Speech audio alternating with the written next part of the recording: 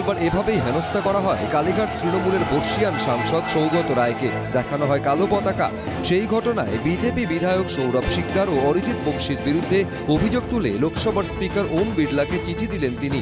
বিষয়টি লোকসভার প্রিভিলেজ কমিটিতে পাঠানোর আর্জি জানালেন কালীঘাট তৃণমূলের সাংসদ। মঙ্গলবার এয়ারপোর্ট অ্যাডভাইজারি কমিটির বৈঠক ছিল, যেখানে উপস্থিত ছিলেন উত্তর দমদমের বিজেপি বিধায়ক সৌরভ শিকদার ও দমদমের বিজেপি বিধায়ক অরিজিৎ বক্সি।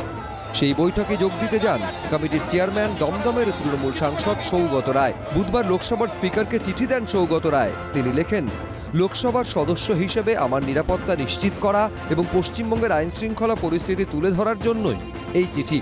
এয়ারপোর্ট অ্যাডভাইজারি কমিটির বৈঠকে ঢোকার সময় স্থানীয় দুই বিজেপি বিধায়ক অরিজিৎ বক্সি এবং সৌরভ শিকদারের প্ররোচনায় প্রায় 50 জন মানুষ আমার গাড়ির পথ আটকে দেন। তারা আমার গাড়িতে ধাক্কা মারেন এবং গাড়ির গায়ে ও কাচে আঘাত করেন।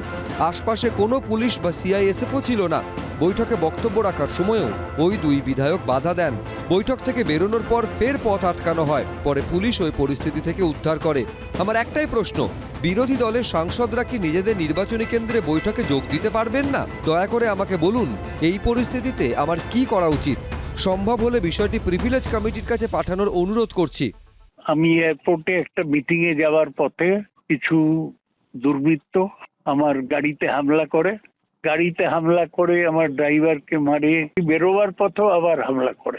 এনিওয়ে, আমি কালকেই ইমেলে এফআইআর করেছি এবং সেই এফআইআর এর কপি পাঠিয়ে স্পিকারকে বলেছি যে আমাদের কি কোথাও যাবার স্বাধীনতা থাকবে না? একটা লোক যাকে ক্যামেরাতে হাত পেতে টাকা নিতে দেখা গেছিল, তাকে চোর না বলে কি বলা উচিত আপনারাই সাজেস্ট করে দিন।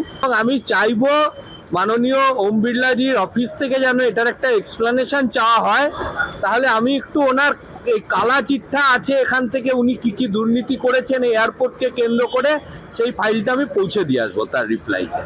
সৌগত রায়ের অভিযোগের প্রেক্ষিতে লোকসভার স্পিকার কি ব্যবস্থা নেন সেটাই এখন দেখার।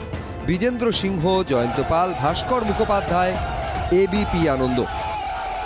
এবিপি আনন্দ, এগিয়ে থাকে, এগিয়ে রাখে।